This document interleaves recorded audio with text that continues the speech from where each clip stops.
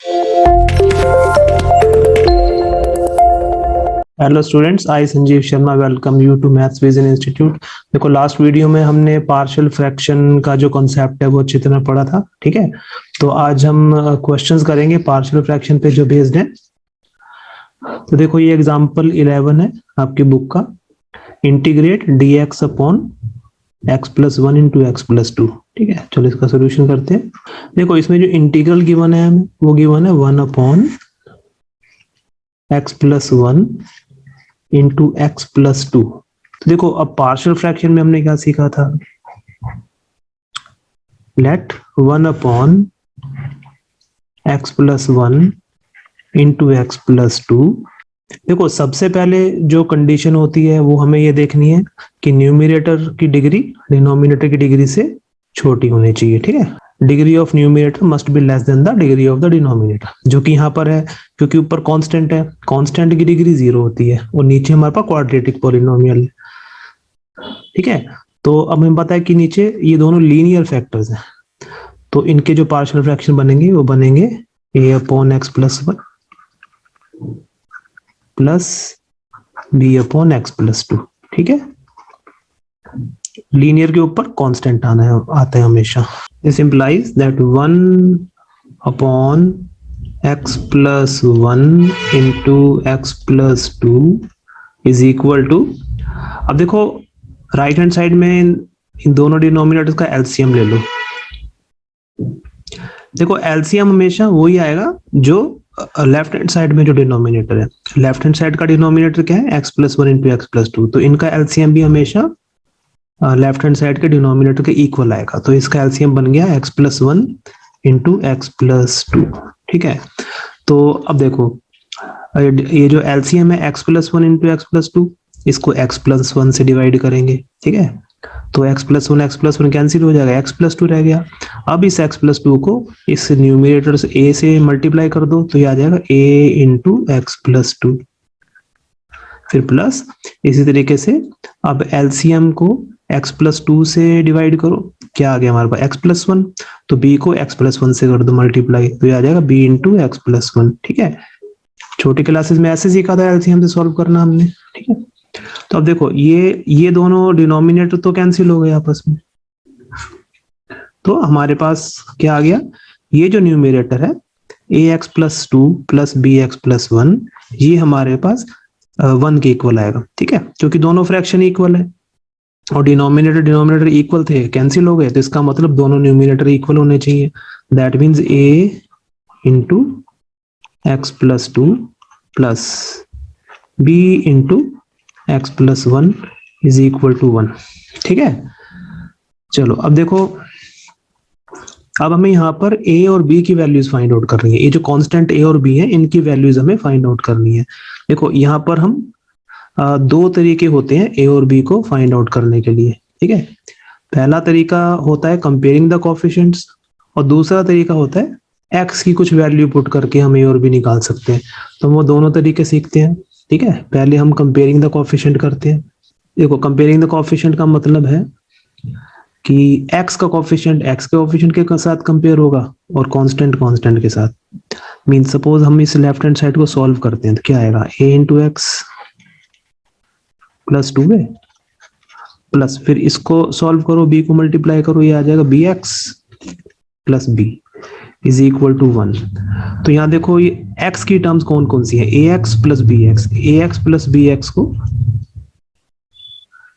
एक साथ लिखो प्लस, और ये दोनों कांस्टेंट्स हैं 2a एंड प्लस b, तो 2a प्लस b एक साथ लिख दो इज इक्वल टू 1। अब ax प्लस bx में से x कॉमन ले लेंगे तो क्या बनेगा, a plus b into x, और 2a प्लस b, ये सारी की सारी टर्म कांस्टेंट है क्योंकि इसमें कोई वेरिएबल नहीं है, तो ये किसके इक्वल है, 1 के इक्वल। ठीक है, अब हम कोएफिशिएंट्स कंपेयर करेंगे। देखो, लेफ्ट हैंड साइड में x का कोएफिशिएंट क्या है, a प्लस b। ठीक है, और राइट हैंड साइड में x का कोएफिशिएंट क्या है, 0, क्योंकि x की टर्म है ही नहीं, इसका मतलब x का कोएफिशिएंट 0 है।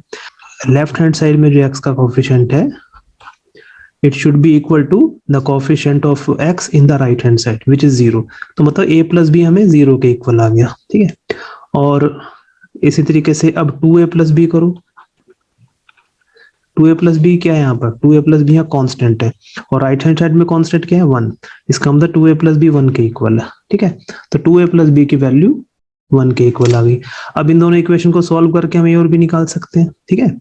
तो अब देखो यहाँ से हमारे पास जो b की b है, b आ गया -a के equal, a plus b is equal to 0, तो b is equal to -a। इस b की वैल्यू को इस इक्वेशन में पुट कर दो, इस वाली इक्वेशन में 2a plus b is equal to 1 में, तो क्या आ जाएगा 2a minus a is equal to 1, ठीक है। b के प्लेस पे -a आ गया, तो 2a plus -a is a, तो a इज इक्वल टू 1, तो a की वैल्यू 1 आ गई, ठीक है। और हमें पता है b जो है -a के इक्वल है, इसका मतलब b जो है वो -1 के इक्वल आएगा। तो ये a और b की वैल्यूज हमारे पास आ गई।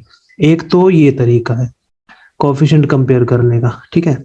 दूसरा तरीका भी हम करते हैं इसमें, और सेकंड वे इज, देखो अब हमें क्या गिवन है, a into x plus 2 plus b into x plus 1 is equal to 1, ठीक है। ये थी इक्वेशन हमारे पास। तो देखो अब दूसरे तरीके से हम क्या कर सकते हैं, अगर हमें a की वैल्यू निकालनी है तो हम किसी तरीके से ये जो सेकंड टर्म है b इंटू एक्स प्लस 1, इसको 0 बनाएंगे, ठीक है। अगर इसको हम 0 कर देंगे तो लेफ्ट हैंड साइड में सिर्फ a की टर्म्स में आ जाएगा और वो सॉल्व होके a की वैल्यू निकाल सकते हैं हम, ठीक है। तो अब हमें ये देखना है कि b इंटू एक्स प्लस 1, ये जो सेकंड टर्म है, इसको हम 0 कैसे बना सकते हैं। इसको हम 0 बना सकते हैं अगर हम x की वैल्यू को -1 पुट कर दें, ठीक है। अगर x को -1 पुट कर दें तो b ये सारी टर्म 0 हो जाएगी, ठीक है। तो इसलिए हम x को -1 पुट करते हैं, तो putting the value of x as -1, तो क्या बन जाएगा a, और इस x की जगह -1 plus 2 plus b into -1 plus 1 is equal to 1। तो जहां जहां भी x है उसकी जगह हमने -1 पुट कर दिया। तो ये देखो -1 प्लस 2 कितना बना 1, तो मतलब ये a इंटू 1 हो गया, और ये तो 0 ही बन जाएगा। b, ये -1 प्लस 1 इज 0, तो b into 0 is 0 is equal to 1। तो a इंटू 1 इज a और a plus 0 is a is equal to 1, तो मतलब a की वैल्यू 1 आ गई। अब b की वैल्यू कैसे निकालेंगे, b की वैल्यू निकालने के लिए हमें ये वाली टर्म को 0 करना है, ठीक है। समझ आ गया, मीन्स a निकालना था तो हमें bx प्लस 1 0 बना देना है, और अगर हम b अब निकालना है तो हम a इंटू एक्स प्लस 2 ये वाली टर्म को 0 कर देंगे। और a इंटू एक्स प्लस 2 को 0 कैसे कर सकते हैं, अगर हम x की वैल्यू को -2 पुट कर दें, ठीक है।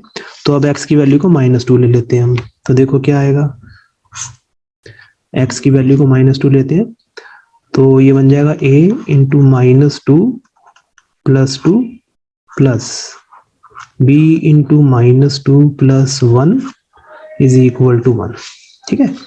तो ये a इंटू -2 प्लस 2 तो 0 हो गया, तो ये तो 0 हो गया सारा ये वाली टर्म, और ये b into -2 plus 1, -2 plus 1 is -1, तो b into -1 is -b is equal to 1। तो यहाँ से -b इज इक्वल टू 1 आ गया, तो b की वैल्यू आ गई -1, ठीक है। तो ये दो तरीके होते हैं, either comparing the coefficients on both sides और this method of putting the value of x, एक टर्म को छोड़ के बाकी सारी टर्म 0 बना के फिर वो हम वैल्यूज निकाल सकते हैं, ठीक है। देखो ज्यादा जो इजी होता है वो ये जो सेकंड मेथड है वो ज्यादा इजीली अप्लाई होता है, ठीक है। लेकिन कभी कभी किसी क्वेश्चन में ये मेथड जो है फेल हो जाता है, तो फिर हम कोएफिशिएंट कंपेयर करके निकालते हैं जो फर्स्ट मेथड हमने सीखा था, ठीक है। तो चलो अब इस क्वेश्चन को सॉल्व करते हैं। देखो अब हमें a और b की वैल्यू आ गई, a आ गया हमारा a 1 आया था और b आया था हमारा -1 के इक्वल। इसका मतलब ये हो गया कि 1/x plus 1 into x plus 2 ये किसके इक्वल आया, ठीक है। ये a के प्लेस पे 1 पुट करो, b के प्लेस पे -1 पुट कर दो, तो ये हो गया 1/x प्लस 1 और v को माइनस करोगे तो ये हो जाएगा -1/x+2। therefore integration of 1/x+1 into x+2 dx is equal to integral of 1/x+1। 1/x+1 को हम चलो इंटीग्रल में dx/x+1 लिख सकते हैं, dx/x+1 minus integral of dx/x+2। ठीक है, तो देखो ये हो गया। अब देखो dx/x+1 का इंटीग्रल क्या होगा। देखो अगर न्यूमरेटर में dx है, अगर न्यूमरेटर में dx है और नीचे लीनियर है तो उसका डायरेक्ट हम कर देते हैं लॉग का रूल अप्लाई हो जाता है, मतलब log of x+1। ठीक है, और ये क्या हो जाएगा -log of x+2 प्लस सी भी लिखते हैं। ठीक है, विच इज इक्वल टू, अच्छा देखो अब हम लॉग की प्रॉपर्टीज भी अप्लाई कर सकते हैं। लॉग की प्रॉपर्टीज हमने पहले सीखी हुई है, डिफरेंशिएशन जब हमने किया था तब सीखी थी। तो ये जो हमारा आया है, ये आया log p minus log q की फॉर्म में। तो इसको हम लिख सकते हैं log p अपॉन q, क्योंकि log p minus log q is equal log p upon q। और ये आ जाएगा फिर log of x+1 upon x+2 modulus में प्लस c। तो ये हमारा आंसर आ गया इस इंटीग्रल का। अब देखो फर्दर क्वेश्चन करने से पहले हम थोड़ा सा एक बेसिक कंसेप्ट कर लेते हैं पहले। ठीक है, बेसिक कंसेप्ट क्या है कि अगर सपोज हमारे पास किसी इंटीग्रल में dx अपॉन लीनियर की फॉर्म है, dx अपॉन लीनियर, जैसे कि सपोज हमारा है 2x+3। ठीक है, तो इसका इंटीग्रेशन कैसे करेंगे हम डायरेक्टली। इसका इंटीग्रेशन होगा log of modulus of 2x+3 और x का जो कोएफिशिएंट होगा वो इस पूरे एक्सप्रेशन के साथ डिवाइड हो जाएगा। ठीक है, मतलब अपॉन 2,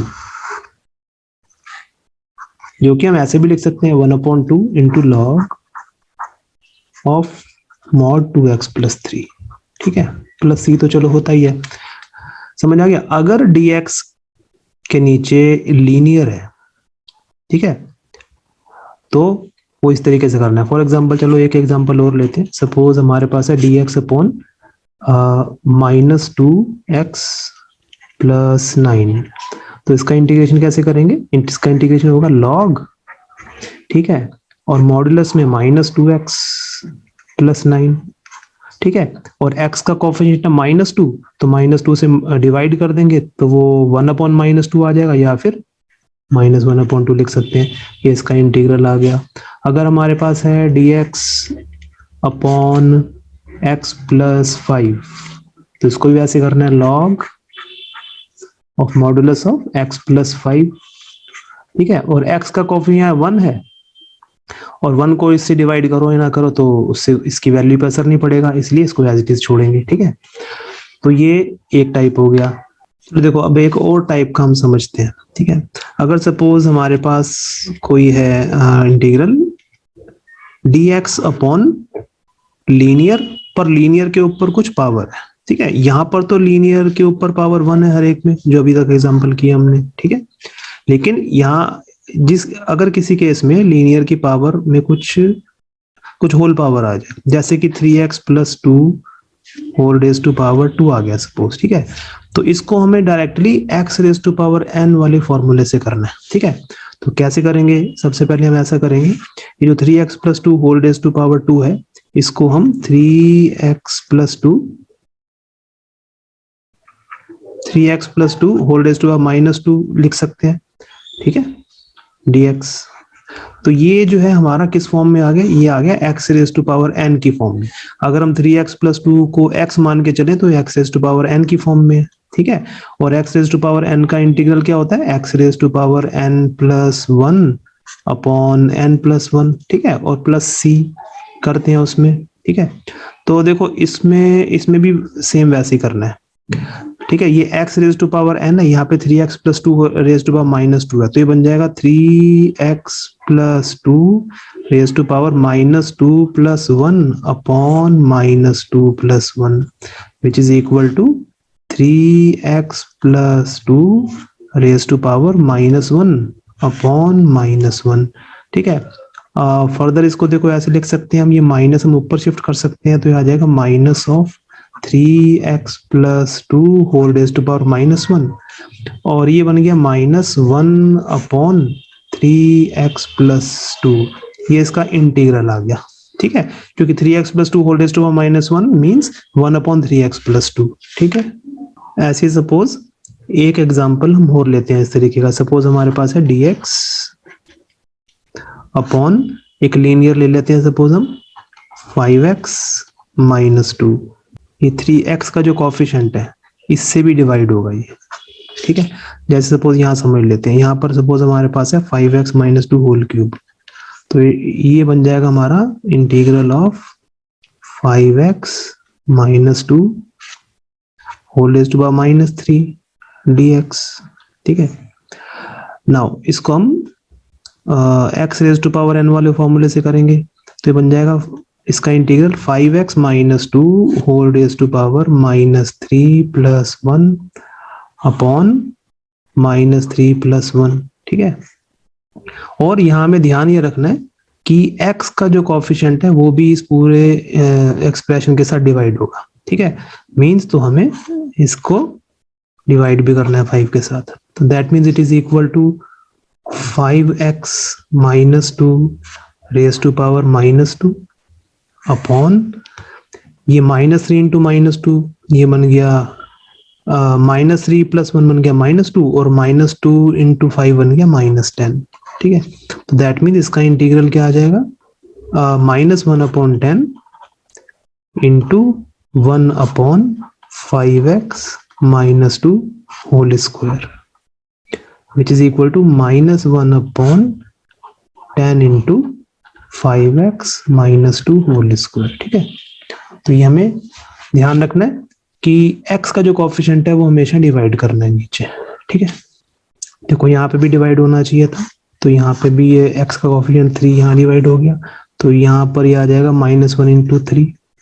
ठीक है, या अपॉन 3 बन जाएगा, क्योंकि माइनस न्यूमरेटर में शिफ्ट कर दिया, तो ये आ जाएगा माइनस 1 अपॉन 3x प्लस 2। ठीक है, ठीक है, तो इस इन टाइप के इंटीग्रल्स को हमें इस तरीके से करना है, ध्यान रखना है हमें। देखो अब एग्जांपल 12 देखते हैं।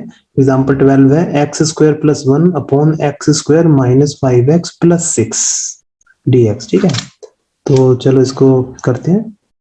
Let I be equal to integral of x square plus 1 upon x square minus 5x plus 6 dx। ठीक है, अब देखो सबसे पहली कंडीशन होती है कि न्यूमरेटर की डिग्री डिनोमिनेटर की डिग्री से छोटी होनी चाहिए, पर यहाँ पर न्यूमरेटर और डिनोमिनेटर दोनों की डिग्रीज इक्वल है। ठीक है, न्यूमरेटर की डिग्री को डिनोमिनेटर की डिग्री से छोटा करना पड़ेगा, और जनरली वो हम लॉन्ग डिवीजन मेथड से करते हैं। लेकिन अगर न्यूमरेटर और डिनोमिनेटर दोनों में क्वाड्रेटिक है तो एक दूसरा भी सिंपलर वे है, इस केस में हम कर सकते हैं उसको। ठीक है, जरूरी नहीं है कि हम लॉन्ग डिवीजन मेथड करें, एक दूसरा आसान तरीका होता है। वो क्या होता है, डिनोमिनेटर में जो भी क्वाड्रेटिक पॉलिनोमियल है वो न्यूमरेटर में बना दो। ठीक है, जैसे कि देखो अब न्यूमरेटर डिनोमिनेटर में क्या है, x square minus 5x plus 6, तो ये हो जाएगा x square minus 5x plus 6, ये हमने न्यूमरेटर में बनाया। ठीक है, लेकिन न्यूमरेटर में एक्चुअली में क्या है, एक्स स्क्वायर प्लस 1, तो अब हम इसे इसमें हमें प्लस माइनस इस तरीके से करना पड़ेगा इसके आगे, सच दैट इस एक्सप्रेशन की वैल्यू एक्स स्क्वायर प्लस 1 के इक्वल ही रहे। ठीक है, तो देखो अब यहाँ पर ये एक्स स्क्वायर प्लस 1 है, तो यहाँ पर हमें क्या करना पड़ेगा, प्लस 5x करना पड़ेगा। ठीक है, और यहाँ 1 चाहिए, तो 6 में से 5 माइनस करके 1 आता है, तो मतलब -5 भी करना पड़ेगा। ठीक है, मींस अब इस एक्सप्रेशन को हम टोटल अगर हम कैलकुलेट करें तो -5x प्लस 5x कैंसिल हो गया, और 6 माइनस 5 1 हो गया, तो एक्सप्रेशन की वैल्यू एक्स स्क्वायर प्लस 1 के इक्वल आ गई, जो कि न्यूमरेटर में है। ठीक है, तो हमारे पास जो डिनोमिनेटर में क्वाड्रेटिक है वो भी आ गया, वो भी बन गया ऊपर, और एक अलग से एक पॉलिनोमियल बन गया। ठीक है, अब और डिनोमिनेटर में क्या है, x square minus 5x plus 6 dx। ठीक है, तो अब हमें ये जो दो एक्सप्रेशन आए ऊपर, इन्हीं में हमें इसको स्प्लिट कर देना है। इसको हम लिख सकते हैं x square plus minus y is equal to integral of x square minus 5x plus 6 upon x square minus 5x plus 6 dx। ठीक है, एक इंटीग्रल ही हो गया, एक इंटीग्रल हमने इस ब्रैकेट से बना दिया, दूसरा इंटीग्रल इस ब्रैकेट को लेंगे न्यूमरेटर में, means 5x minus 5 upon x square minus 5x plus 6 dx। ठीक है, अब देखो ये इस केस में तो न्यूमरेटर डिनोमिनेटर हमेशा इक्वल आएंगे, तो ये कैंसिल हो गए, तो दैट मीन्स हमारा जो इंटीग्रल है आई किसके इक्वल आ गया, it is equal to integral of, ये तो 1 बन गया, मतलब पहला इंटीग्रल dx बन गया, और प्लस इंटीग्रल, अब देखो इस इंटीग्रल में 5x माइनस 5 में 5 कॉमन है, तो हम 5 कॉमन ले लेते हैं बाहर, तो अंदर न्यूमरेटर में x माइनस 1 आ जाएगा, नीचे आ जाएगा x square minus 5x plus 6 dx। This implies that integral I is equal to, अब देखो dx का इंटीग्रल तो x होगा प्लस 5, ये जो इंटीग्रल है इसको हम for the time being I1 ले लेते हैं। ठीक है, तो इसको इक्वेशन 1 कर दो। अब हमें I1 सॉल्व करना है, तो देखो I1 है, I1 is equal to x minus 1 upon x square minus 5x plus 6 dx। अब देखो, अब ये ऊपर लीनियर है, नीचे क्वाड्रेटिक है, तो ये प्रॉपर रैशनल फंक्शन की फॉर्म में आ गया। ठीक है, ऊपर डिग्री कम है, नीचे डिग्री ज्यादा है डिनोमिनेटर में, तो अब हम इसको इंटीग्रेट कर सकते हैं। अब देखो, अगर नीचे क्वाड्रेटिक आ जाता है तो हम उसको, अगर उसकी मिडिल टर्म स्प्लिटिंग पॉसिबल है, मींस अगर उसको हम लीनियर फैक्टर्स में कन्वर्ट कर सकते हैं तो वो हम करेंगे, अगर वो नहीं हो सकता तो फिर हम दूसरा मेथड करते हैं। ठीक है, तो अब हम इसमें पहले देखते हैं इसको मिडिल टर्म स्प्लिटिंग में करके, इसकी मिडिल टर्म स्प्लिटिंग करेंगे, मिडिल टर्म स्प्लिट करके ये आ जाएगा x minus 3 into x minus 2 के इक्वल। ठीक है, मिडिल टर्म स्प्लिटिंग आपको अच्छी तरह आती होगी, 12th लेवल पे तो अच्छी तरह आनी चाहिए, तो मैंने डायरेक्ट ही कर दिए हैं x minus 3 into x minus 2। तो अब देखो, अब हम इसमें पार्शियल फ्रैक्शन लगा सकते हैं, तो पार्शियल फ्रैक्शन के लिए क्या करेंगे, let x minus 1 upon x minus 3 into x minus 2 is equal to a upon x minus 3 plus b upon x minus 2। ठीक है, तो ये सीखा था हमने पार्शियल फ्रैक्शन में, लीनियर के ऊपर कांस्टेंट। अच्छा, this implies that x minus 1 upon x minus 3 into x minus 2 is equal to, अब देखो यहाँ एलसीएम क्या आएगा, एलसीएम हमेशा यही आता है जो लेफ्ट हैंड साइड के डिनोमिनेटर पे है, तो इसका LCM x minus 3 into x minus 2 कर देंगे। ठीक है, तो अब डिनोमिनेटर को x माइनस 3 से डिवाइड करेंगे, x माइनस 2 आ गया, a के साथ x माइनस 2 कर देंगे मल्टीप्लाई। सिमिलरली यहाँ आ जाएगा b इंटू एक्स माइनस 3। ठीक है, तो ये दोनों कैंसिल, तो that means a into x minus 2 plus b into x minus 3 is equal to आ गया x माइनस 1 के। ठीक है, तो दोनों न्यूमरेटर इक्वल हो गए। अच्छा, अब हमने a और b की वैल्यू निकालनी है, हमने दो तरीके सीखे थे, एक सीखा था कंपेयरिंग द कोएफिशिएंट करके, दूसरा हमने x की वैल्यूज पुट करके किया था। ठीक है, तो चलो x की वैल्यूज सब्स्टिट्यूट करके करते हैं, लेकिन हम स्टेटमेंट यही लिखेंगे, स्टेटमेंट क्या लिखेंगे, comparing the coefficient of like terms both sides. हमें जो एग्जाम में यही बताना है कि हमने कोएफिशिएंट कंपेयर करके ही a और b की वैल्यूज निकाली है। ठीक है, अच्छा, ये जो हम कोएफिशिएंट की वैल्यूज निकालते हैं, इसकी जो कैलकुलेशन होती है वो हमें फेयर में करने की जरूरत नहीं होती, तो उसको हम रफ में कर लेते हैं। ठीक है, तो करेंगे क्या, देखो अब अगर हमें a की वैल्यू निकालनी है तो हमें इस वाले ब्रैकेट को 0 करना है, इस ब्रैकेट को 0 करने के लिए हमें x को 3 पुट करना पड़ेगा। ठीक है, तो इस पूरी इक्वेशन में x को 3 सब्स्टिट्यूट कर दो, तो क्या आ जाएगा, a इंटू यहाँ पर x करेंगे तो 3 माइनस 2 आ जाएगा, 3 माइनस 2 प्लस b के साथ 3 माइनस 3 है तो 0 हो जाएगा। ठीक है, प्लस 0 हो गया, इज इक्वल टू यहाँ पे भी x की प्लेस पे 3 करना पड़ेगा, तो ये 3 माइनस 1 आ गया, दैट मीन्स 3 minus 2 is 1, तो a into 1 is a, तो a is equal to 2 आ गया, तो a की वैल्यू 2 आ गई हमारी। ठीक है, अब b निकालना है। b को फाइंड आउट करने के लिए हमें इस ब्रैकेट को जीरो करना है, तो इस ब्रैकेट को जीरो करने के लिए x को 2 पुट कर दो। x को अगर हम 2 पुट करेंगे तो ये तो जीरो बन जाएगा सारा, और यहाँ क्या आ जाएगा b into 2 minus 3, 2 minus 3 is -1 is equal to, अब यहाँ पे 2 पुट कर दो तो 2 minus 1 बन जाएगा 1, तो यहाँ से b की वैल्यू आएगी -1। ठीक है, तो therefore a is equal to 2 and b is equal to -1 आ गया हमारा। ठीक है, ठीक है, तो देखो हमारे पास क्या आ जाएगा, x -1 upon x -3 into x -2 is equal to 2 upon x -3। ठीक है, और b की जगह -1 पुट करेंगे तो आ जाएगा -1 अपॉन x -2। ठीक है, तो अब इनका इंटीग्रल, तो therefore integral of x -1 upon x -3 into x -2 dx is equal to integral of 2 upon x -3 dx। तो यहां से हम 2 बाहर कॉमन ले सकते हैं, तो यहाँ बन जाएगा dx अपॉन x -3, फिर -1 अपॉन x -2 का इंटीग्रल बन जाएगा dx अपॉन x -2। तो देखो अब इसका इंटीग्रल, अब हमने अभी क्या सीखा था कि 2 अब यहाँ ऐसे लिखते हैं, अब dx अपॉन x -3 का इंटीग्रल बनेगा log of mod x -3 minus log of mod x -2 plus c।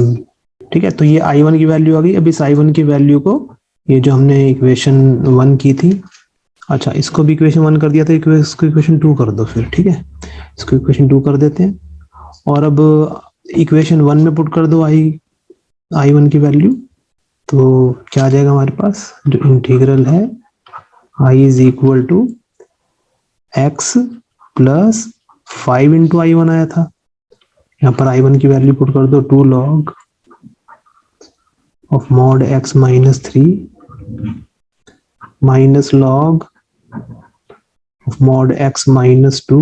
ठीक है, और ये प्लस सी हम बाहर लिख सकते हैं, तो it is equal to x plus 5 into 2 हो गया 10, तो 10 log ऑफ mod x -3, और ये 5 इंटू -1 माइनस हो गया -5 log of mod x -2 plus c। ठीक है, तो ये इस क्वेश्चन का आंसर आ गया। Now the next example is example 13, integrate 3x -2 upon x + 1 whole square into x + 3। ठीक है, इसको इंटीग्रेशन करना है। देखो इसको तो करते हैं इसका solution. Let I be equal to the given integral 3x -2 upon x + 1 whole square into x + 3 dx। ठीक है, देखो अब ऊपर जो न्यूमरेटर में डिग्री 1 है, लीनियर है, और नीचे जो पॉलिनोमियल है उसकी डिग्री क्यूबिक है। ठीक है, और इसको पूरा सॉल्व करेंगे तो क्यूबिक पॉलिनोमियल बनेगा, तो दैट मीन्स फर्स्ट कंडीशन हमारी सेटिस्फाइड है। अच्छा, अब इसको हम पार्शियल फ्रैक्शन से करेंगे। Let 2x -2 sorry 3x -2 upon x + 1 whole square into x + 3 is equal to, अब देखो ये जो हमारा जो फर्स्ट फैक्टर है डिनोमिनेटर में x + 1 होल स्क्वायर, ये रिपीटेड फैक्टर है, मींस ये x + 1 इनटू x + 1 है।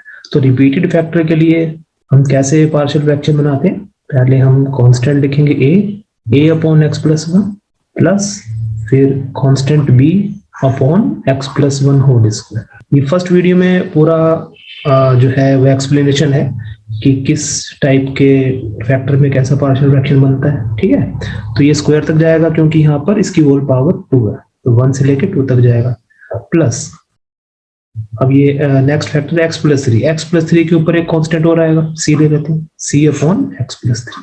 अब इसका मतलब हो गया कि 3x minus two upon x plus one whole square into x plus three is equal to, अब देखो हमें मालूम है कि ये जो तीन हमारे फ्रैक्शंस बने हैं इन सभी का एलसीएम जो लेफ्ट हैंड साइड में जो डिनोमिनेटर है वो ही आएगा, मतलब इन सब का एलसीएम यही आएगा, x plus one whole square into x plus three. तो वो लिख देंगे यहाँ पर हम x plus one whole square into x plus three. ठीक है, चलो अब हम सबसे पहले ये जो एलसीएम आया हमारा इसको एक्स प्लस वन से डिवाइड करेंगे, x plus one whole square को एक्स प्लस थ्री से डिवाइड किया, x plus one whole square into x plus three को हम एक्स प्लस वन से डिवाइड करेंगे, तो एक्स प्लस वन का एक फैक्टर कैंसिल, तो क्या बच गया x plus one into x plus three, तो यहाँ पर आ जाएगा हमारे पास a into x plus one into x plus three. ठीक है, ऐसे ही अब सेकंड डिनोमिनेटर क्या है बी के नीचे x plus one whole square, तो x plus one whole square into x plus three को x plus one whole square से डिवाइड करो तो एक्स प्लस थ्री बचेगा, तो फिर ये आ जाएगा हमारे पास b into x plus three plus, अब ये नेक्स्ट है एक्स प्लस थ्री, तो x plus one whole square into x plus three को एक्स प्लस थ्री से डिवाइड करेंगे तो x plus one whole square आएगा, तो ये आ जाएगा c into x plus one whole square. ठीक है, ठीक है, तो x plus one whole square into x plus three को एक्स प्लस थ्री से किया तो x plus one whole square मिल गया, तो c into x plus one whole square आ गया। तो अब देखो ये दोनों कैंसिल हो गए क्योंकि दोनों इक्वल है फ्रैक्शंस, डिनोमिनेटर कैंसिल हो गए, इसका मतलब ये हो गया कि ये जो न्यूमरेटर है हमारा जो आया यहाँ पर ये 3x प्लस टू के इक्वल होगा, this implies that a is equal to, ठीक है, तो जो न्यूमरेटर है राइट हैंड साइड पे वो 3x माइनस टू के इक्वल होगा। अच्छा देखो अब हम इसमें a b और c की वैल्यूज निकालेंगे, देखो स्टेटमेंट क्या लिखेंगे, comparing the coefficients of like terms both sides. हाँ देखो इस केस में a की वैल्यू उस मेथड से नहीं निकल पाएगी, ठीक है, तो हम ऐसा करते हैं b की वैल्यू निकालते हैं। अगर हमें b की वैल्यू फाइंड आउट करनी है तो हम ये जो फर्स्ट टर्म है ये वाली a into x plus one into x plus three इसको जीरो करेंगे और c into x plus one whole square ये वाली टर्म को जीरो करेंगे। ठीक है, तो वो कैसे कर सकते हैं, अगर हम x को माइनस वन पुट कर दें, ठीक है, तो देखो ये फर्स्ट टर्म जो ये है ये भी जीरो हो जाएगी और ये वाली टर्म भी जीरो हो जाएगी। ठीक है, तो उसको हम रफ में करेंगे, रफ में करके देख लेते हैं। अगर हम देखो यहाँ माइनस वन पुट करेंगे, x को माइनस वन पुट किया तो ये minus one plus one zero बन जाएगा, तो फर्स्ट टर्म यहाँ जीरो होगी। ठीक, प्लस इस केस में माइनस वन पुट करो क्या आएगा माइनस वन प्लस थ्री, तो ये b into minus one plus three. ठीक है, और प्लस और ये भी जीरो हो जाएगी क्योंकि minus one plus one zero, तो c into zero is zero, तो ये भी जीरो हो गई, इज इक्वल टू कितना आ जाएगा, is equal to 3x minus two. ठीक है, और x को हमने क्या पुट किया था माइनस वन, तो यहाँ भी माइनस वन पुट करो तो ये 3 into minus one into minus two, तो बन जाएगा माइनस थ्री माइनस टू। तो इसका मतलब ये हो गया कि ये b into minus one plus three हो गया two b, this two b is equal to minus five, तो b की वैल्यू हमारी आ गई माइनस फाइव बाई टू। ठीक है, तो b की value minus five by two आ गई। इसी तरीके से अब हम c की वैल्यू फाइंड आउट कर लेते हैं। ठीक है, देखो c की वैल्यू फाइंड आउट करने के लिए हमें ये वाली टर्म और इस वाली टर्म को जीरो करना पड़ेगा, और वो कैसे कर सकते हैं, अगर हम x को माइनस थ्री पुट कर दें। ठीक है, x को अगर माइनस थ्री सब्स्टिट्यूट करेंगे तो ये minus three plus three zero हो जाएगा, और यहाँ पे भी ये इस ब्रैकेट में minus three plus three zero हो जाएगा, तो ये वाली टर्म भी पूरी जीरो बनेगी, तो सिर्फ ये रह जाएगी c into x plus one whole square. इसमें हम माइनस थ्री पुट करेंगे क्या आएगा, c into minus three plus one whole square is equal to 3 into minus three minus two. ठीक है, x की जगह हमने माइनस थ्री सब्स्टिट्यूट कर दिया, तो ये आ गया c into minus two whole square is equal to, ये बन जाएगा हमारा माइनस नाइन माइनस टू तो माइनस 11, तो that means c into four is equal to minus 11, तो c की वैल्यू आ जाएगी -11/4। ठीक है, तो इसका मतलब ये हो गया कि b जो है, b की वैल्यू तो -5/2 आ गई, c की वैल्यू -11/4 आ गई। ठीक है, अच्छा अब a की वैल्यू फाइंड आउट करनी है हमको। अच्छा, a की वैल्यू हम इस तरीके से फाइंड आउट नहीं कर सकते, क्योंकि अगर हम किसी भी इन दोनों में से किसी भी फैक्टर को जीरो करते हैं, अगर सब एक a को फाइंड आउट करने के लिए हमें ये सेकंड टर्म और थर्ड टर्म को जीरो करना है, तो अगर सेकंड और थर्ड टर्म में से किसी को भी जीरो करते हैं तो ये वाली फर्स्ट टर्म भी जीरो हो जाती है। ठीक है, तो a एलिमिनेट हो जाता है, तो हम a की वैल्यू इस मेथड से फाइंड आउट नहीं कर सकते, तो हम कंपेयरिंग द कोएफिशिएंट करेंगे फिर। ठीक है, अब देखो a की वैल्यू कैसे फाइंड आउट कर सकते हैं। देखो इसमें हम ये देखेंगे कि वो वाला कोएफिशिएंट लेंगे जिसमें कांस्टेंट मिनिमम आ जाए हमारे पास। जैसे देखो, अगर हम यहाँ पर a इसको सॉल्व करें पूरा, अगर हम x+1 इंटू x+3 को पूरा सॉल्व करें, ठीक है, तो इसमें ax² का कोएफिशिएंट बनेगा a। ठीक है, x² का कोएफिशिएंट कंपेयर कर लो दोनों तरफ, जैसे कि देखो a into x+1 into x+3 ये बन गया। ठीक है, चलो यहाँ सॉल्व कर लेते हैं। अगर इसको सॉल्व करें क्या बनेगा, x इंटू x x², फिर ये x into 3x plus 4x और प्लस 3। ठीक है, इन ब्रैकेट को सॉल्व किया, ये आ गया। ठीक है, साथ में क्या ये b into x+3 plus c into, अब ये x+1 होल स्क्वायर को ओपन कर दो, ये बन जाएगा x² plus 2x plus 1 which is equal to 3x plus 2 3x minus 2। ठीक है, अच्छा देखो यहाँ पर x² का कोएफिशिएंट क्या बनेगा, इस ब्रैकेट को सॉल्व करेंगे तो x² का कोएफिशिएंट बन जाएगा a। ठीक है, और यहाँ पे तो x² का कोएफिशिएंट कुछ आएगा ही नहीं, तो यहाँ तो जीरो रहेगा। तो इस केस में थर्ड टर्म में x² का कोएफिशिएंट क्या बनेगा, c into x² plus c। तो मतलब टोटल जो कोएफिशिएंट है लेफ्ट हैंड साइड पे x² का, वो a प्लस c बन गया। ठीक है, और राइट हैंड साइड पे x² का कोएफिशिएंट क्या है, जीरो, क्योंकि उसमें टर्म है ही नहीं x² की, इज इक्वल टू जीरो। ठीक है, तो हमने क्या किया, हमने इस तरीके का कोएफिशिएंट सेलेक्ट किया, वो वाली टर्म सेलेक्ट की जिसमें मिनिमम वेरिएबल्स आ जाए। अगर हम x का कोएफिशिएंट भी कर सकते थे कंपेयरिंग, लेकिन x में हमारे पास 4a b और c भी आ जाता। ठीक है, तो आने को उससे भी आ सकता था, लेकिन हम वो सेलेक्ट करते हैं जिसमें मिनिमम वेरिएबल मिनिमम कांस्टेंट्स आ जाए। ठीक है, तो इसका मतलब क्या हो गया कि a की वैल्यू हमारी -c के इक्वल है। ठीक है, और -c कितना आया था, -11/4, तो a आ जाएगा minus of -11/4 which is equal to 11/4।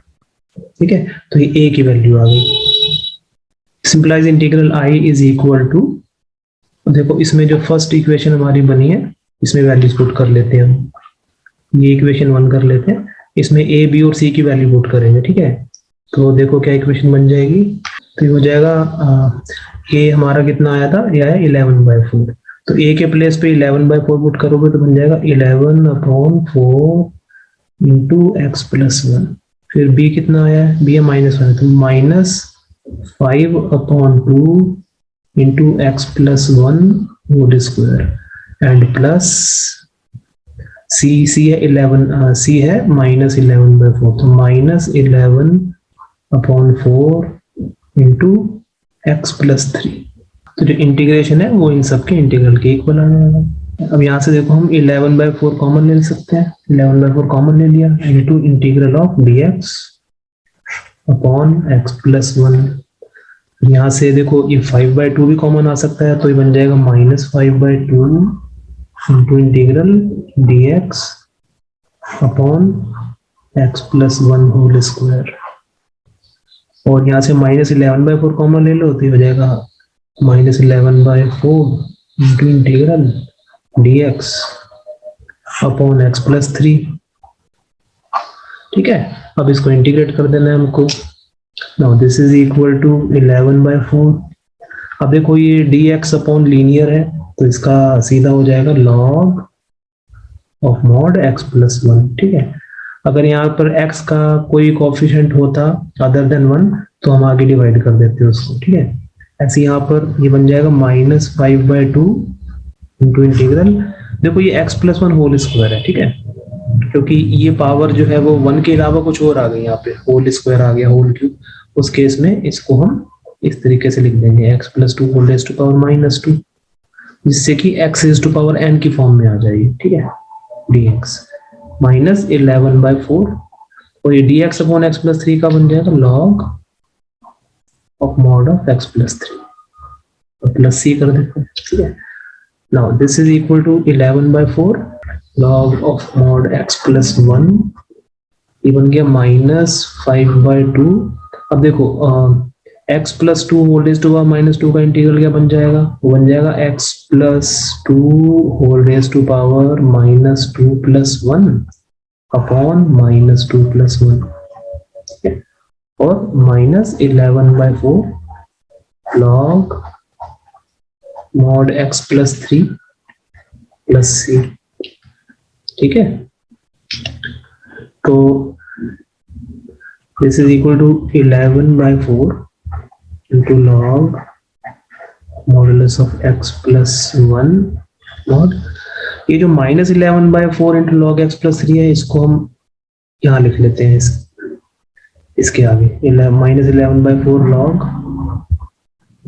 x+3, ठीक है। और ये जो हमारा बन जाएगा, ये बन जाएगा -5/2 into x+2 whole raise to power, देखो -2+1 मतलब -1 अपॉन, यहाँ पे भी -2+1 -1 हो गया, और प्लस c। सो अच्छा, अब देखो यहाँ पर ये जो दो टर्म्स आई हैं हमारी पहले, ये वाली, इनमें से 11/4 कॉमन ले लो, 11/4 कॉमन लेंगे तो अंदर क्या आ जाएगा, log mod x+1 minus log mod x+3,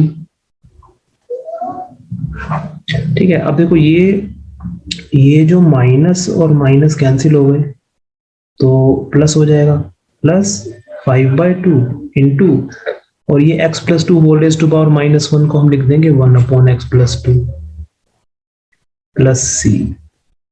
now this is equal to 11/4, देखो हमारे पास log की प्रॉपर्टी होती है log p minus log q is equal to log p upon q, तो वो प्रॉपर्टी हम इस ब्रैकेट में अप्लाई करेंगे, तो ये आ जाएगा log of mod x+1 upon x+3, ठीक है, प्लस, और ये हो गया 5 × 1 = 5 अपॉन 2 × x+2 प्लस c, ठीक है। तो ये इस इंटीग्रेशन का आंसर आ गया। नेक्स्ट वीडियो में हम एग्जांपल 14, 15 और 16 का सॉल्यूशन देखेंगे कि वो कैसे करेंगे, ठीक है। उसके बाद हम एक्सरसाइज 7.5 शुरू करेंगे, ठीक है। चलिए, till then bye everyone and thank you so much for watching.